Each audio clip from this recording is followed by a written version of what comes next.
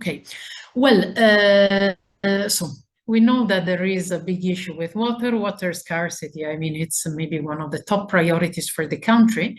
It's not just at environmental level, but it involves, of course, the whole environmental situation, the whole also economic situation. Groundwater is really important, but we face some bad management of it and pretty low enforcement of the current policies. I believe, I mean, in my opinion, one of the most urgent issues that need to be solved, we need to improve the enforcement of the law.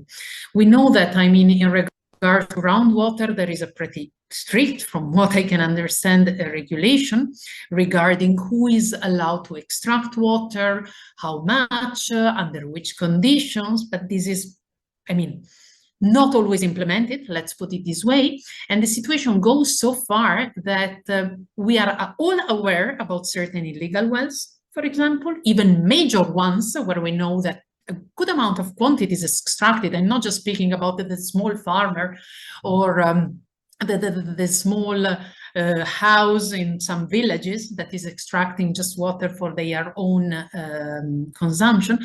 I also speak of major things. We know them, but somehow it's not really contributed. I don't want to say that we could solve the whole water problem just somehow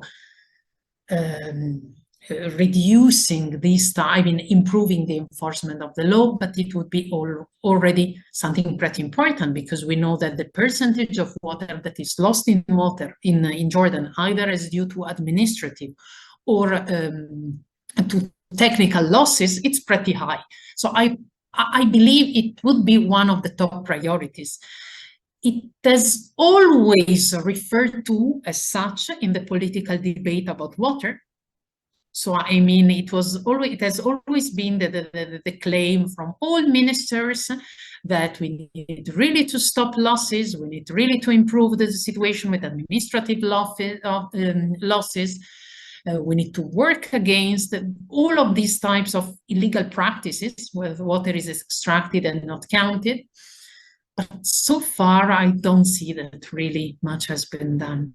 Maybe coordination, I mean, improved coordination mechanism could also help in this regard, because then the enforcement mechanism will be, of course, it will remain within the water authorities, the water ministry, but somehow whenever there is a better, better communication, more transparency within institutions, that could also help somehow in promoting more transparent practices, better monitoring, and splitting somehow also the responsibility whenever there is any type of non-compliant behavior that needs to be sanctioned.